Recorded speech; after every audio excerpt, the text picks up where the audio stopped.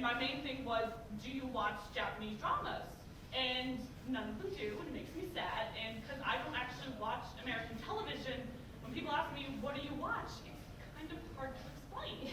So I thought of, well, why don't I just give them a crash course? And so here we are. So let's start off with, everybody should watch this.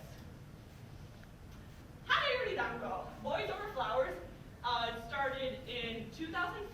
It spanned over 2 seasons with 20 episodes and a movie. The story originates from a manga, which turned into an anime and then broadcasted into a live-action drama. The drama was actually started in Taiwan, and then it became so popular that it's actually gotten 4 adaptations. Taiwan, Japan, Korea, mainland China, and about just last month, America. Have not watched it yet, I'm scared. The story revolves around working class Kusumakino, she's the girl. She gets into a fight with the overly rich, overly pompous, overly egotistical F4, led by the spoiled brat Domyoji Tsukasa, which is the one in the top left. The story is touching because we don't actually think about it, but it really touches on the differences between classes. Tsukushi, she focuses so much on you have to save money, you have to work hard, while the other 4 just like, what is living frugally? They don't understand it.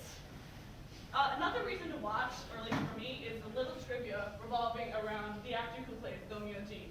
He said he would take the role for only 2 reasons, only these conditions. 1, his band had to play the theme song, and they did so for the 2 seasons and the movie. Also, the character's best friend in the top right, Rui, was played by his real-life best friend, Oguri Shun. Later on, he regretted it because the hairstyle didn't match any of his clothes. Number 2, Itazura Nakis, Playful Kiss. Playful Kiss started in 1996. It was a 1-season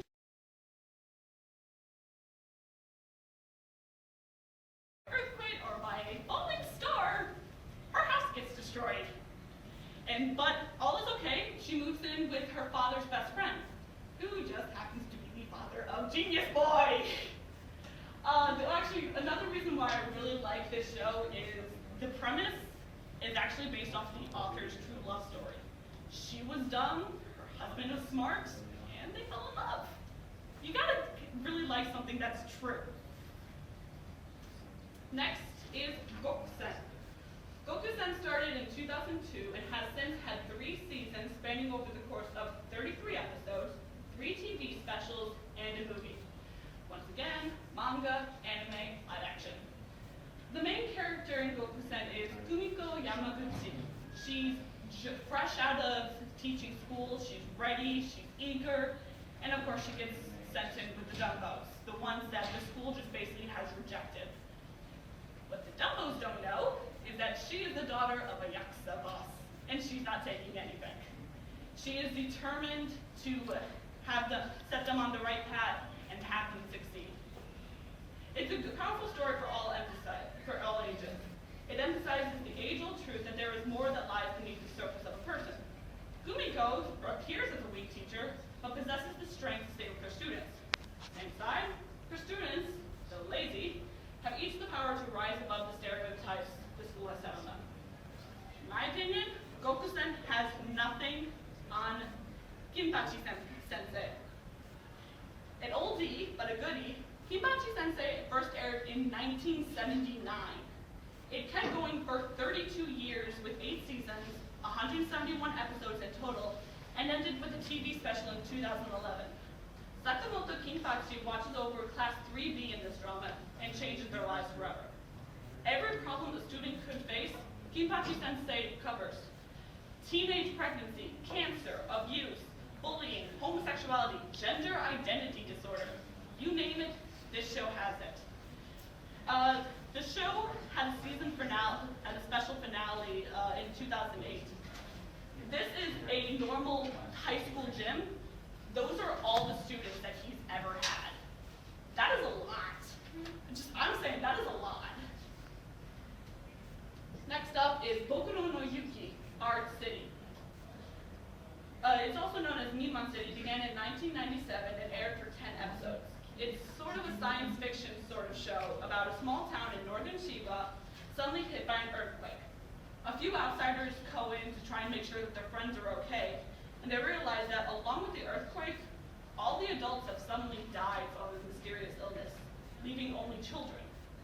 Like Lord of the Flies, it suddenly becomes their own society. Unlike Lord of the Flies, the kids don't go crazy. Bokuno no Yuki showcases the strength of children to not only survive, but to save their city and fight the government that's trying to keep the city a secret. It shows you how fantastic children can be. That's why we have children here, because they're awesome. Hanazaki no Kinkachie, also known as Hanakini. The show originally aired in 2007 for one season with 12 episodes and a TV special. This has started out as a drama. Well, started out as a manga and then a drama. The story's been done in Taiwan, Japan, and Korea. The story is basically Twelfth Night by Shakespeare, just without the brother. An everyday girl in the center disguises herself as a male so she can go to an all-male school. This isn't your normal gender-bending story, though. Instead of focusing on how she's trying to conceal her identity, it actually just focuses on being a teenager. All the hijinks that go through, and then there's the fact that she's a girl. In 2011, Hanakini was redone with 11 episodes. Next up is Liar Game. Originally a manga, Liar Game first aired in 2007. It continued on for 2 seasons and 2 movies, and even spawned a prequel sent directly to cell phones. Liar Game Tournament is centered on scamming, scheming, and right out stealing 100 million yen from one's opponent. It just happens that the protagonist of our story, is the unlucky, completely faithful, believes everything at face value, Nao Kanzaki. She has never told a lie and always believes them. To help her is her complete opposite, recently released from jail, swindler Shinichi Akiyama. For those who are not looking for a love story in their typical drama, this is actually really good. There are mind twists and just psychological things, and you just wonder, are they lying? Are they telling the truth? What are they going to do when they're betrayed? And how is this all going to come together, and will they win? And it's a really fun thing to watch. And if you are looking for a love story, protagonists, they have a lot of chemistry. Next one is Iguana no Musume, the Iguana Daughter.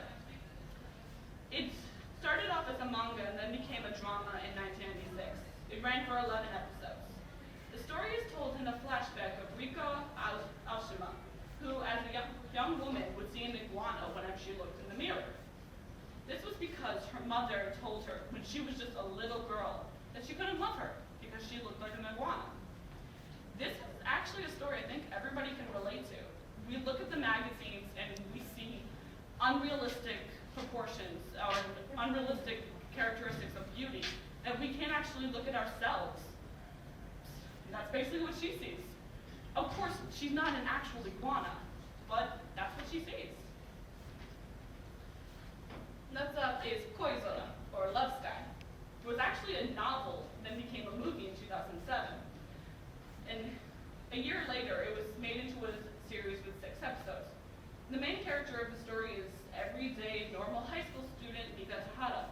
One day, random classmate kisses her. From there on, her normal life is turned upside down. A love story and a chick flick to the highest degree. This is a drama that will have you on the edge of your seats, and probably in need of a tissue box. You're gonna need 50 of them for our final one. Leader of Tears. I've never actually seen Leader of Tears, nor will I, but that's because I don't want to cry that much. Leader of Tears started in 2005 with a drama coming out later. It's based off the diary of the main character, Aya Kito, who wrote it in 1986. She had a degenerative disease that was slowly shutting down her body. Up till the point she could no longer hold a pen, she wrote every single day. Aya's story hits home for everyone watching. On her journey of dealing with the disease, viewers are right alongside with her. The show grabs hold of you, and by the end of it,